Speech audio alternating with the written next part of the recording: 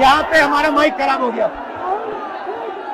और public meeting करना मुश्किल है। जी बिल्कुल ठीक बात है। तो मैंने सोचा कि हम थोड़ा यूपी के बारे में बातचीत कर लें और आप अपना पर्सपेक्टिव हमें बताइए, हम आपको अपना पर्सपेक्टिव बताते हैं, थोड़ी डिस्कशन करते हैं। और ठीक बात है, ठीक बात है।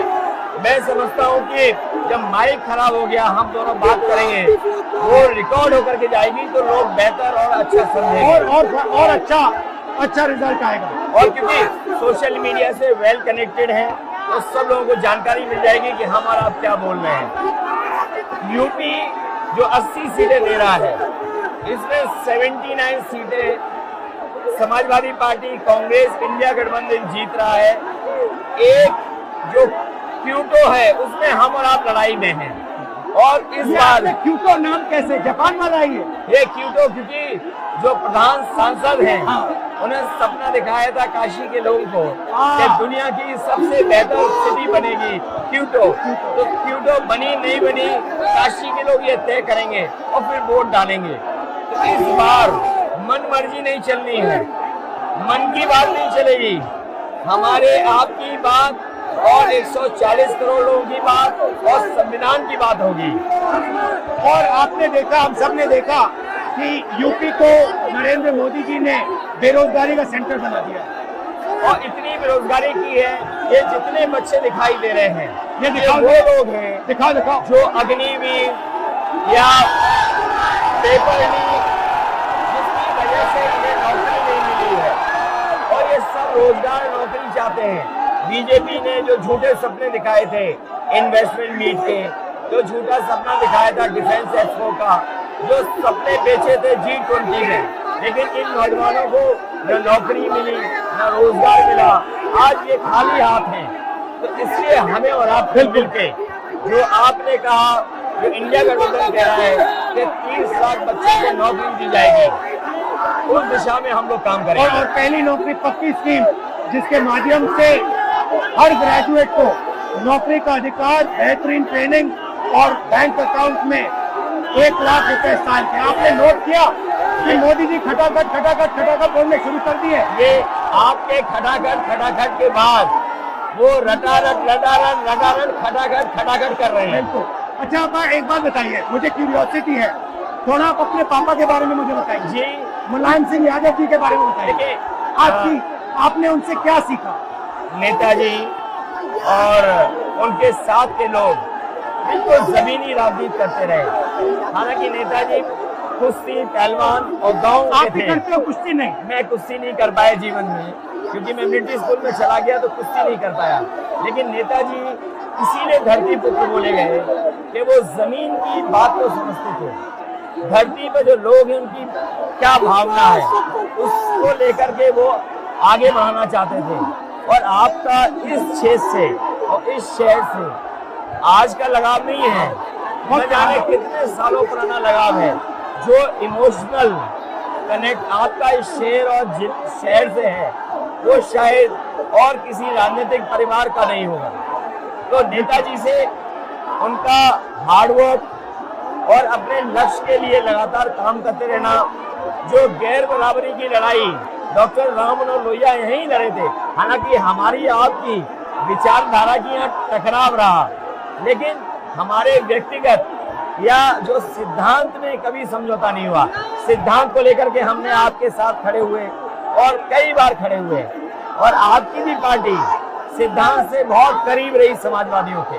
बट मुझे लगता है कि अब एक नई तरीके की पार्टनरशिप बन रही है, क्योंकि जो इस बार हमारा कोऑपरेशन है, शायद पहले ऐसा कोऑपरेशन नहीं हुआ। मतलब बिल्कुल सब जुड़ गए।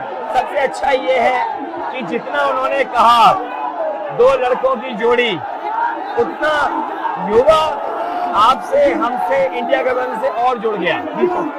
तो ये नेचुरल अलायंस है, और नेचुरल अलायंस इसलिए लोग महसूस कर रहे हैं कि वो चाहते हैं कि नौकरी और रोजगार मिले, नौकरी और रोजगार मिले। तो ये बड़ी भावना है कि हमसे आपसे ये यूथ कनेक्ट कर रहा है। सबसे बड़ी बात, महंगाई की चोट सबसे ज्यादा इन लड़कों को लगती है। हमारी थिंकिंग है, और आपकी भी है कि ये जो 22-25 लोगों को नरेंद्र मोदी जी ने पूरा का पूरा धन पकड़ा है, उसको ठीक करने के लिए जो हमारे युवा हैं, माताएं बहनें हैं, उनको डायरेक्ट बैंक अकाउंट में पैसा देना है। देखिए, ये जो लोगों के पास पैसा पहुंचने से जो अर्थव्यवस्था को लाभ मिलेगा, मैं समझता हूँ इनका भाग्य भी बनेगा और देश की अर्थव्यवस्था ही बेहतर होगी। ये जरूरी स्कीम है कि इनके अकाउंट में पैसा पहुंचे, जिससे थोड़ा बहुत जीवन स्तर इनका भी अच्छा हो। नरेंद्र मोदी जी डिबेट से क्यों डरते हैं? क्योंकि वो सच का सामना नहीं करना चाहते। पूरा उनका झूठ का गुब्बारा है। वो बीजेपी और बीजेपी के लोग मन मर्जी से चलते हैं, अपनी मर्जी से चलते हैं, और उनको लगता है कि डिस्कशन की कोई जरूरत नहीं है क्योंकि वो सब कुछ जानते हैं। डेमोक्रेसी में जितना डिस्कशन होगा, जितने विचार एक दूसरे को हम सुनेंगे और एक दूसरे पे भरोसा करेंगे, उतना हमारा लोकतंत्र मजबूत होगा। ये बीजेपी के लोगों ने न केवल हमारी जान को खतरा पैदा किया है, बल्कि लोकतंत्र को भी और संविधान को भी खतरा पैदा कर रहे हैं। और इसका नतीजा दिख रहा है कि चाइना हमारी जमीन के अंदर आ रहा है, आ गया। ये बेरोजगारी बढ़ती जा रही है, जो प्रोडक्शन होता है वो नहीं हो रहा है, और पूरा का पूरा एक्सटॉर्शन, ईडी, सीबीआई, ये लोग मतलब एक्सटॉर्ट कर रहे हैं। कई बार सुनने को मिल रहा है और सरकार स्वीकार नहीं कर रही है, लद्दाख की हमारी सीमाएं सुरक्षित हो गई, और अरुणाचल के आसपास या सीमा जो चीन से छू रही है वो बहुत असुरक्षित है। तो चीन से जहां हमारा सीमाओं का खतरा है, वहीं चीन से हमारे बाजार को भी खतरा है। तो कहीं ना कहीं हम लोगों को अपनी मैन्युफैक्चरिंग इकोनॉमी और मैन्युफैक्चरिंग इकोनॉमी को बढ़ावा देना पड़ेगा। और ये जो स्कीम्स है, पहली नौकरी पक्की और महालक्ष्मी, ये मैन्युफैक्चरिंग सिस्टम को, इकोनॉमिक सिस्टम को जंप स्टार्ट करने के तरीके हैं। ये बहुत अच्छा जंप स्टार्ट होगा। इसको अगर फोकस होकर के आईआईटी, पॉलिटेक्निक, इंजीनियरिंग कॉलेजेस को, इन सबको इकोसिस्टम में ला करके, मैं समझता हूँ युवा नौजवानों को अच्छी नौकरी और रोजगार मिल पाएगा। और हमारा लक्ष्य है कि सब, हर जात को भागीदारी मिले, स्पेस मिले, हर इंस्टीट्यूशन में, बिजनेस में, एजुकेशन के सिस्टम में।